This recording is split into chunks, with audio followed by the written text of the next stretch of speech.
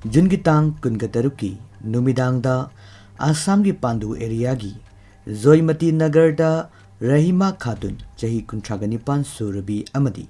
Mahaki Mapuroiba Sabil Rahman, Masagi Jahi Nipu, Makoi Anigi Marakta, Akan Bamongda, Ningai Sangdanarami.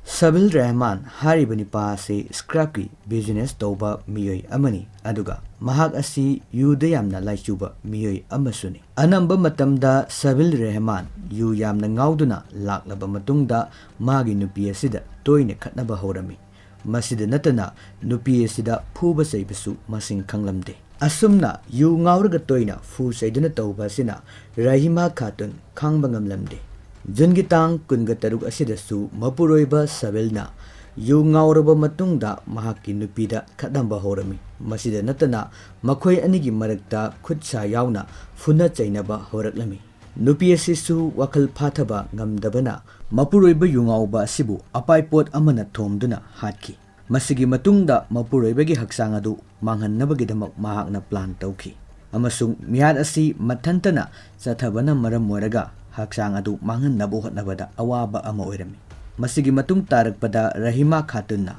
makhoigi thariba Famung adugi makhagi leimai aduda phit manga muk luna tawraba matungda mahaki Mapuroibagi asiba haksang adubu mafam aduda phumduna thanamni asumna Mapuroibabu hatoktuna masagi Famung Makhada phumduna thamkiba numit kharani leraba matungda imung manung amadi yumthangnaduna leriba kairu leikaigi miyoi singaduna Mapuroiba uba phangdabagi matangda hangnaraklami masida nupi asina phongdokiba asi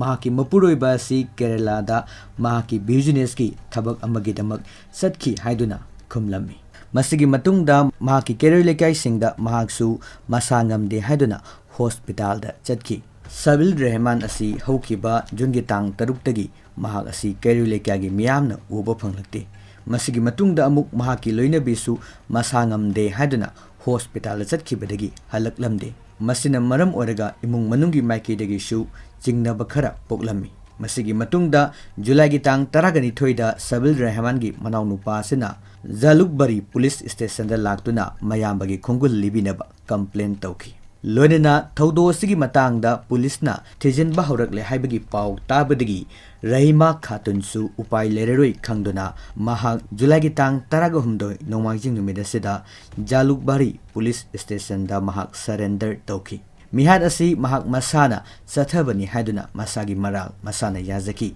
Amadi Thodo asi Jungi Tang Kunkataruki Numidangda Thodo asi Thokibani Aduga Mapuroibabu hatlaba matungda Kangka Makhada phit manga mukluna tawraba matungda Mapuroibagi haksang ase phumduna thamki haina mahakna police da phongdoki masigi matungda police ki team Pandu area da leiba Sabil Rahman gi yumda laki amadi yum adugi manungdagi patha pumtharaba Sabil gi haksang phangba ngamki Forensic Science ki team sing kauduna thodo adugi matangda investigation chathaki loinana police na thogliba thodo asigi matangda thamkiba statement da mihad asi Rahima Khatun masa mathantana sathaba oiram loi haiduna phongdogli amani thodo asida miyoi kharasu chenaram gani haiduna police ki statement da phongdogli Rahima Khatun bu mari leinaba court putok laba matungda numit taraga marini police custody gi rima lauki amadi thodo asigi matangda police na thijin bagi thabak chathari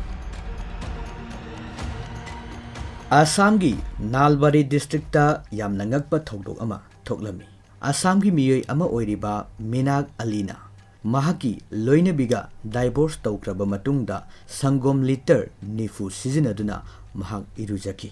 Minak Alina phongdokiba asi mahaki loinabi asi sahi taret hena makoi ani yumban punsida khongdarakle masigi matungda chahi magagi machanupi amasu leire adubu mahaki loinabi asi hanjinna maga nungsinaba aronba mari leinariba nupa asida chen chongbagi thogdok thoklami adubu Minak Alina thokliba thogdok pumnamak masagi amadi imung manungi khallaga mahaki nupibu ngakpirami adubu mahaki nupigi lamchat sajati ahongba leikide masidagi makhoi divorce tongnanaba honaki court nasu makhoi anigi divorce tawbagi ayaba pibadagi mahakna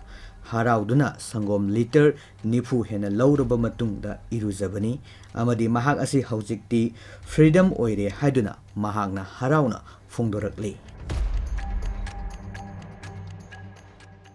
Crime ki wari singasi tahanjaba matamda soikiba lankiba wahi watada taba nungai kidaba yauragasu tabiriba singna ngakpinaba nolukjari. Channel asibu miyamna nungsibiduna like, comment, subscribe tawbiramu tabiriba singbu amukahana kurumjari.